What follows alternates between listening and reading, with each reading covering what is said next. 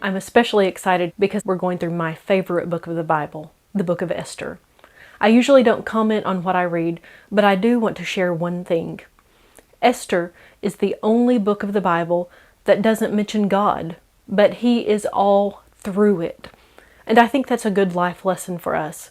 Sometimes we may not see Him, we may not know how He's working, but He is there. And sometimes, like Esther, we have to take action. We have to play a role. We can't just say, oh, God will work this out. Sometimes we have to take risks and to take a stand. We have to take our petition to the King. And when we do, God is there moving on our behalf. So without further ado, let's begin. Esther chapter 1. This is what happened during the time of Xerxes, the Xerxes who ruled over 127 provinces stretching from India to Cush.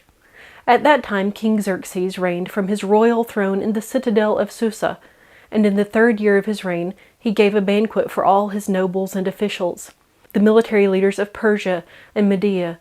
The princes and the nobles of the provinces were present. For a full 180 days he displayed the vast wealth of his kingdom and the splendor and glory of his majesty. When these days were over, the king gave a banquet lasting 7 days in the enclosed garden of the king's palace for all the people from the least to the greatest who were in the citadel of Susa. The garden had hangings of white and blue linen, fastened with cords of white linen and purple material to silver rings on marble pillars. There were couches of gold and silver on a mosaic pavement of porphyry, marble, mother of pearl, and other costly stones. Wine was served in goblets of gold, each one different from the other, and the royal wine was abundant, in keeping with the king's liberality. By the king's command, each guest was allowed to drink with no restrictions, for the king instructed all the wine stewards to serve each man what he wished. Queen Vashti also gave a banquet for the women in the royal palace of King Xerxes. On the 7th day, when King Xerxes was in high spirits from wine, he commanded the 7 eunuchs who served him, Mehuman, Biztha, Harbana, Bigtha, Abagtha, Zethar, and Carcas, to bring before him Queen Vashti, wearing her royal crown, in order to display her beauty to the people and the nobles, for she was lovely to look at. But when the attendants delivered the king's command, Queen Vashti refused to come. Then the king became furious and burned with anger. Since it was customary for the king to consult experts in matters of law and justice, he spoke with the wise men who understood the times and were closest to the king: Karshina, Shethar, Admatha, Tarshish, Meres, Marsina, and Memucan, the 7 nobles of Persia and Media who had special access to the king and were highest in the kingdom. According to law, what must be done to Queen Vashti? He asked. She has not obeyed the command of King Xerxes that the eunuchs have taken to her. Then Memucan replied in the presence of the kings and the nobles, Queen Vashti has done wrong, not only against the king, but also against all the nobles and the peoples of all the provinces of King Xerxes. For the queen's conduct will become known to all the women, and so they will despise their husbands and say, King Xerxes commanded Queen Vashti to be brought before him, but she would not come. This very day, the Persian and Median women of the nobility who have heard about the queen's conduct will respond to all the king's nobles in the same way. There will be no end of disrespect and discord. Therefore, if it pleases the king, let him issue a royal decree, and let it be written in the laws of Persia and Media, which cannot be repealed, that Vashti is never again to enter the presence of King Xerxes. Also, let the king give her royal position to someone else who is better than she. Then, when the king's edict is proclaimed throughout all his vast realm, all the women will respect their husbands, from the least to the greatest. The king and his nobles were pleased with this advice, so the king did as Memucan proposed.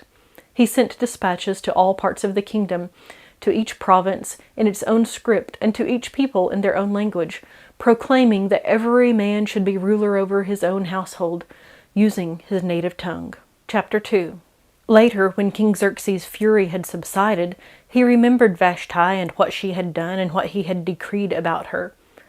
Then the king's personal attendants proposed, Let a search be made for beautiful young virgins for the king. Let the king appoint commissioners in every province of his realm to bring all these beautiful young women into the harem at the citadel of Susa. Let them be placed under the care of Haggai, the king's eunuch, who is in charge of the women, and let beauty treatments be given to them. Then let the young woman who pleases the king be queen instead of Vashti. This advice appealed to the king, and he followed it. Now there was in the citadel of Susa a Jew of the tribe of Benjamin, named Mordecai, son of Jair, the son of Shimea, the son of Kish, who had been carried into exile from Jerusalem by Nebuchadnezzar, king of Babylon, among those taken captive with Jehoiakim, king of Judah. Mordecai had a cousin named Hadassah, whom he had brought up, because she had neither father nor mother. This young woman, who was also known as Esther, had a lovely figure and was beautiful. Mordecai had taken her as his own daughter when her father and mother died. When the king's order and edict had been proclaimed, many young women were brought to the citadel of Susa and put under the care of Haggai. Esther also was taken to the king's palace and entrusted to Haggai, who had charge of the harem. She pleased him and won his favor. Immediately he provided her with her beauty treatments and special food. He assigned to her 7 female attendants, selected from the king's palace, and moved her and her attendants into the best place in the harem. Esther had not revealed her nationality and family background, because Mordecai had forbidden her to do so. Every day he walked back and forth near the courtyard of the harem to find out how Esther was and what was happening to her. Before a young woman's turn came to go in to King Xerxes, she had to complete 12 months of beauty treatments prescribed for the women, 6 months with oil of myrrh, and 6 with perfumes and cosmetics. And this is how she would go to the king. Anything she wanted was given her to take with her from the harem to the king's palace. In the evening she would go there, and in the morning return to another part of the harem to the care of Shashgaz, the king's eunuch who was in charge of the concubines. She would not return to the king unless he was pleased with her and summoned her by name. When the time came for Esther, the young woman Mordecai had adopted, the daughter of his uncle Abihail, to go to the king, she asked for nothing other than what Haggai, the king's eunuch who was in charge of the harem, suggested. And Esther won the favor of everyone who saw her. She was taken to King Xerxes in the royal residence in the 10th month, the month of Tebeth, in the 7th year of his reign. Now the king was attracted to Esther more than to any of the other women, and she won his favor and approval more than any of the other virgins. So he set a royal crown on her head and made her queen instead of Vashti. And the king gave a great banquet, Esther's banquet, for all his nobles and officials. He proclaimed a holiday throughout the provinces and distributed gifts with royal liberality.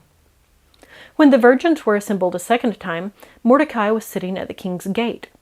But Esther had kept secret her family background and nationality, just as Mordecai had told her to do, for she continued to follow Mordecai's instructions, as she had done when he was bringing her up. During the time Mordecai was sitting at the king's gate, Bigthana and Teresh, 2 of the king's officers who guarded the doorway, became angry and conspired to assassinate King Xerxes. But Mordecai found out about the plot and told Queen Esther, who in turn reported it to the king, giving credit to Mordecai. And when the report was investigated and found to be true, the 2 officials were impaled on poles. All this was recorded in the book of the Annals in the presence of the king. Chapter 3. After these things, King Xerxes honored Haman, the son of Hammedatha the Agagite, elevating him and giving him a seat of honor higher than that of all the other nobles. All the royal officials at the king's gate knelt down and paid honor to Haman, for the king had commanded this concerning him. But Mordecai would not kneel down or pay him honor. Then the royal officials at the king's gate asked Mordecai, "Why do you disobey the king's command?" Day after day they spoke to him, but he refused to comply. Therefore they told Haman about it to see whether Mordecai's behavior would be tolerated, for he had told them that he was a Jew. When Haman saw that Mordecai would not kneel down or pay him honor, he was enraged. But when told who Mordecai's people were, he scorned the idea of killing only Mordecai. Instead, Haman looked for a way to destroy all Mordecai's people, the Jews, throughout the whole kingdom of Xerxes. In the 12th year of King Xerxes, in the first month, the month of Nisan, the pur, that is, the lot, was cast in the presence of Haman to select a day and month. And the lot fell on the 12th month, the month of Adar. Then Haman said to King Xerxes, "There is a certain people dispersed among the peoples in all the provinces of your kingdom who keep themselves separate. Their customs are different from those of all other people, and they do not obey the king's laws. It is not in the king's best interest to tolerate them. If it pleases the king, let a decree be issued to destroy them, and I will give 10,000 talents of silver to the king's administrators for the royal treasury." So the king took his signet ring from his finger and gave it to Haman, son of Hammedatha, the Agagite, the enemy of the Jews. "Keep the money," the king said, "and do with these people as you please." Then on the 13th day of the first month, the royal secretaries were summoned. They wrote out in the script of each province and in the language of each people all Haman's orders to the king's satraps, the governors of the various provinces, and the nobles of the various peoples. These were written in the name of King Xerxes himself, and sealed with his own ring. Dispatches were sent by couriers to all the king's provinces with the order to destroy, kill, and annihilate all the Jews, young and old, women and children, on a single day, the 13th day of the 12th month, the month of Adar, and to plunder their goods. A copy of the text of the edict was to be issued as law in every province, and made known to the people of every nationality, so they would be ready for that day. The couriers went out, spurred on by the king's command, and the edict was issued in the citadel of Susa. The king and Haman sat down to drink, but the city of Susa was bewildered. Chapter 4. When Mordecai learned of all that had been done, he tore his clothes, put on sackcloth and ashes, and went out into the city, wailing loudly and bitterly. But he went only as far as the king's gate, because no one clothed in sackcloth was allowed to enter it. In every province to which the edict and order of the king came, there was great mourning among the Jews, with fasting, weeping, and wailing. Many lay in sackcloth and ashes. When Esther's eunuchs and female attendants came and told her about Mordecai, she was in great distress. She sent clothes for him to put on instead of his sackcloth, but he would not accept them. Then Esther summoned Hathach, one of the king's eunuchs assigned to attend her, and ordered him to find out what was troubling Mordecai, and why. So Hathach went out to Mordecai in the open square of the city in front of the king's gate. Mordecai told him everything that had happened to him, including the exact amount of money Haman had promised to pay into the royal treasury for the destruction of the Jews.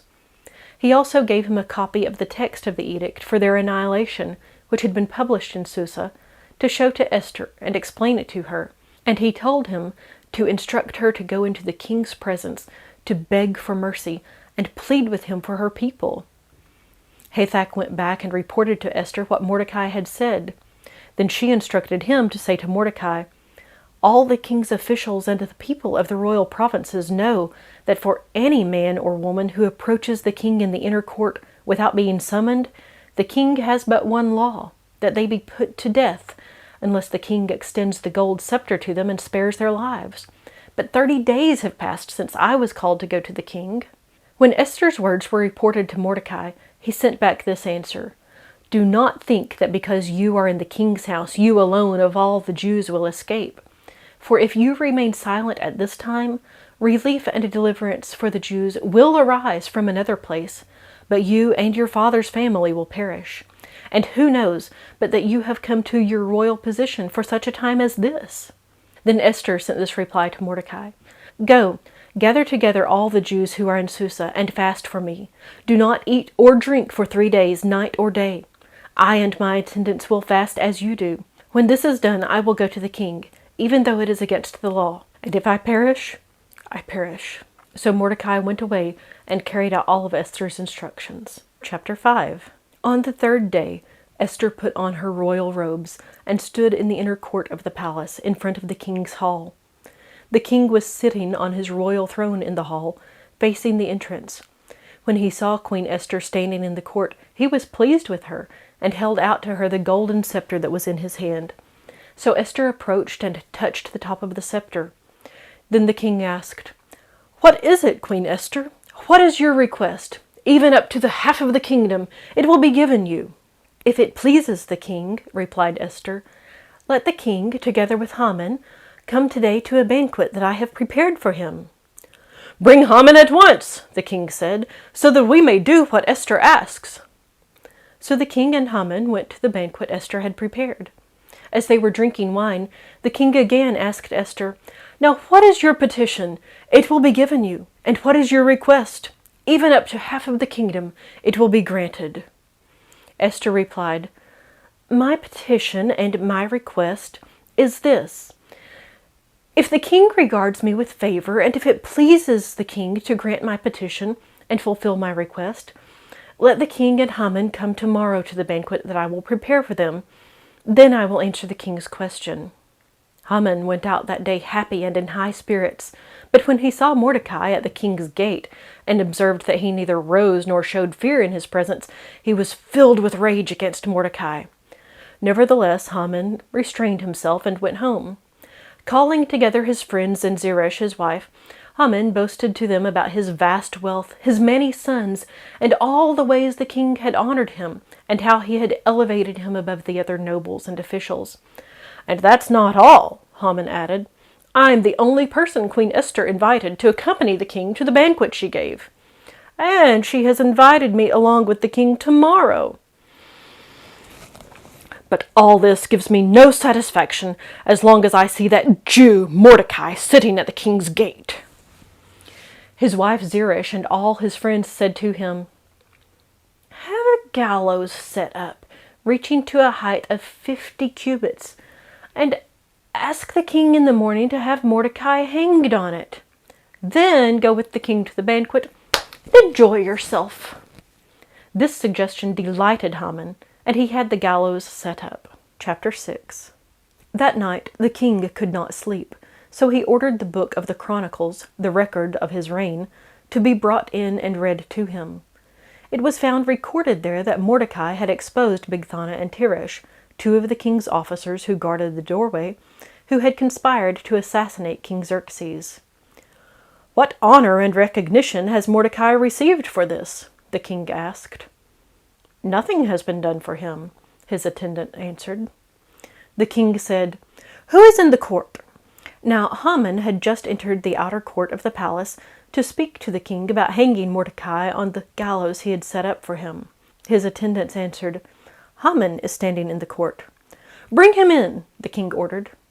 When Haman entered, the king asked him, "What should be done for the man the king delights to honor?" Now Haman thought to himself, "Who is there that the king would rather honor than me?"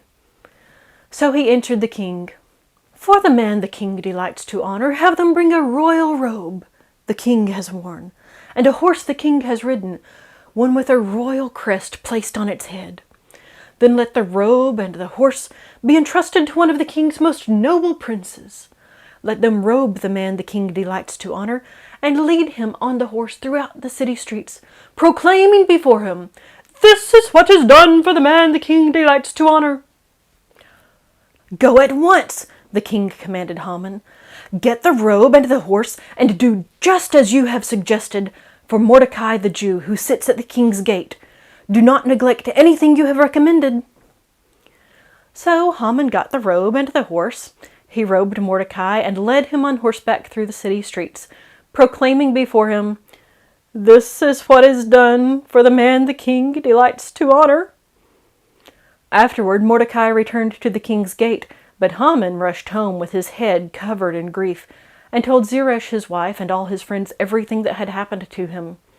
His advisers and his wife Zeresh said to him, "Since Mordecai, before whom your downfall has started, is of Jewish origin, you cannot stand against him. You will surely come to ruin." While they were still talking with him, the king's eunuchs arrived and hurried Haman away to the banquet Esther had prepared. Chapter 7. So the king and Haman went to Queen Esther's banquet, and as they were drinking wine on the second day, the king again asked, Queen Esther, what is your petition? It will be given you. What is your request? Even up to half the kingdom, it will be granted. Then Queen Esther answered, If I have found favor with you, your majesty, and if it pleases you, grant me my life. This is my petition. And spare my people. This is my request. For I and my people have been sold to be destroyed, killed, and annihilated. If we had merely been sold as male and female slaves, I would have kept quiet, because no such distress would justify disturbing the king. King Xerxes asked Esther, Who is he? Where is he, the man who has dared to do such a thing? Esther said, An adversary, an enemy, this vile Haman. Then Haman was terrified before the king and queen. The king got up in a rage, left his wine, and went out into the palace garden. But Haman, realizing that the king had already decided his fate, stayed behind to beg Queen Esther for his life. Just as the king returned from the palace garden to the banquet hall, Haman was falling on the couch where Esther was reclining. The king exclaimed, Will he even molest the queen while she is with me in the house? As soon as the word left the king's mouth, they covered Haman's face. Then Harbona, one of the eunuchs attending the king, said, A gallows reaching to a height of 50 cubits stands by Haman's house. He had it set up for Mordecai, who spoke up to help the king. The king said, Hang him on it. So they hanged Haman on the pole he had set up for Mordecai. Then the king's fury subsided. Chapter 8. That same day, King Xerxes gave Queen Esther the estate of Haman, the enemy of the Jews. And Mordecai came into the presence of the king, for Esther had told how he was related to her. The king took off his signet ring, which he had reclaimed from Haman, and presented it to Mordecai. And Esther appointed him over Haman's estate. Esther again pleaded with the king, falling at his feet and weeping. She begged him to put an end to the evil plan of Haman the Agagite, which he had devised against the Jews. Then the king extended the gold scepter to Esther, and she arose and stood before him. If it pleases the king, she said, and if he regards me with favor and thinks it the right thing to do, and if he is pleased with me, let an order be written overruling the dispatches that Haman the son of Hammedatha the Agagite devised and wrote to destroy the Jews in all the king's provinces. For how can I bear to see disaster fall on my people? How can I bear to see the destruction of my family? King Xerxes replied to Queen Esther and to Mordecai the Jew, Because Haman attacked the Jews, I have given his estate to Esther, and they have hanged him on the gallows he set up. Now write another decree in the king's name in behalf of the Jews, as seems best to you, and seal it with the king's signet ring, for no document written in the king's name and sealed with his ring can be revoked. At once the royal secretaries were summoned on the 23rd day of the 3rd month, the month of Sivan. They wrote out all Mordecai's orders to the Jews, and to the satraps, governors, and nobles of the 127 provinces stretching from India to Cush. These orders were written in the script of each province and the language of each people, and also to the Jews in their own script and language. Mordecai wrote in the name of King Xerxes, sealed the dispatches with the king's signet ring, and sent them by mounted couriers, who rode fast horses especially bred for the king. The king's edict granted the Jews in every city the right to assemble and protect themselves, to destroy, kill, and annihilate the armed men of any nationality or province who might attack them and their women and children, and to plunder the property of their enemies. The day appointed for the Jews to do this, in all the provinces of King Xerxes, was the 13th day of the 12th month, the month of Adar. A copy of the text of the edict was to be issued as law in every province and made known to the people of every nationality, so that the Jews would be ready on that day to avenge themselves on their enemies. The couriers, riding the royal horses, went out, spurred on by the king's command, and the edict was issued in the citadel of Susa. When Mordecai left the king's presence, he was wearing royal garments of blue and white, a large crown of gold, and a purple robe of fine linen. And the city of Susa held a joyous celebration. For the Jews, it was a time of happiness and joy, gladness and honor. In every province and in every city to which the edict of the king came, there was joy and gladness among the Jews, with feasting and celebrating. and many people of other nationalities became Jews because fear of the Jews had seized them. Chapter 9. On the 13th day of the 12th month, the month of Adar, the edict commanded by the king was to be carried out. On this day the enemies of the Jews had hoped to overpower them, but now the tables were turned, and the Jews got the upper hand over those who hated them. The Jews assembled in their cities in all the provinces of King Xerxes to attack those determined to destroy them. No one could stand against them, because the people of all the other nationalities were afraid of them. And all the nobles of the provinces, the satraps, the governors, and the king's administrators helped the Jews, because fear of Mordecai had seized them. Mordecai was prominent in the palace. His reputation spread throughout the provinces, and he became more and more powerful. The Jews struck down all their enemies with the sword, killing and destroying them, and they did what they pleased to those who hated them. In the citadel of Susa, the Jews killed and destroyed 500 men. They also killed Parshandatha, Dalphon, Aspatha, Poratha, Adalia, Aridatha, Parmashta, Arasai, Aradai, and Vesatha, the 10 sons of Haman, son of Hammedatha, the enemy of the Jews. But they did not lay their hands on the plunder. The number of those killed in the citadel of Susa was reported to the king that same day. The king said to Queen Esther, "The Jews have killed and destroyed 500 men, and the 10 sons of Haman, in the citadel of Susa. What have they done in the rest of the king's provinces? Now, what is your petition? It will be given you. And what is your request? It will also be granted." "If it pleases the king," Esther answered, "give the Jews in Susa permission to carry out this day's edict tomorrow also, and let Haman's 10 sons be impaled on poles." So the king commanded that this be done. An edict was issued in Susa, and they impaled the 10 sons of Haman. The Jews in Susa came together on the 14th day of the month of Adar, and they put to death in Susa 300 men, but they did not lay their hands on the plunder. Meanwhile, the remainder of the Jews who were in the king's provinces also assembled to protect themselves and get relief from their enemies. They killed 75,000 of them, but did not lay their hands on the plunder. This happened on the 13th day of the month of Adar, and on the 14th day they rested and made it a day of feasting and joy. The Jews in Susa, however, had assembled on the 13th and 14th, and then on the 15th day they rested and made it a day of feasting and joy. This is why rural Jews, those living in villages, observe the 14th of the month of Adar as a day of joy and feasting, a day for giving presents to each other.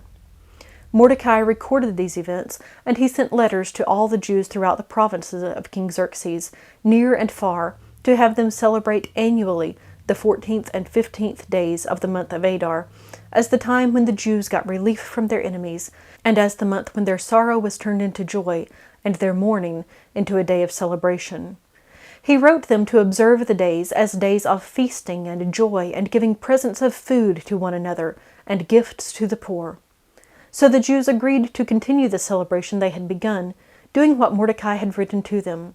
For Haman, son of Hammedatha, the Agagite, the enemy of all the Jews, had plotted against the Jews to destroy them, and had cast the pur, that is, the lot, for their ruin and destruction. But when the plot came to the king's attention, he issued written orders that the evil scheme Haman had devised against the Jews should come back onto his own head, and that he and his sons should be impaled on poles. Therefore, these days were called Purim, from the word pur. Because of everything written in this letter, and because of what they had seen and what had happened to them, the Jews took it on themselves to establish the custom that they and their descendants and all who joined them should without fail observe these 2 days every year in the way prescribed and at the time appointed. These days should be remembered and observed in every generation, by every family, and in every province and in every city. And these days of Purim should never fail to be celebrated by the Jews, nor should the memory of these days die out among their descendants. So Queen Esther, daughter of Abihail, along with Mordecai the Jew, wrote with full authority to confirm this second letter concerning Purim. And Mordecai sent letters to all the Jews in the 127 provinces of Xerxes' kingdom, words of goodwill and assurance, to establish these days of Purim at their designated times, as Mordecai the Jew and Queen Esther had decreed for them, and as they had established for themselves and their descendants in regard to their times of fasting and lamentation. Esther's decree confirmed these regulations about Purim, and it was written down in the records. Chapter 10. King Xerxes imposed tribute throughout the empire to its distant shores, and all his acts of power and might, together with a full account of the greatness of Mordecai, whom the king had promoted, are they not written in the book of the annals of the kings of Media and Persia? Mordecai the Jew was second in rank to King Xerxes, preeminent among the Jews, and held in high esteem by his many fellow Jews, because he worked for the good of his people and spoke up for the welfare of all the Jews.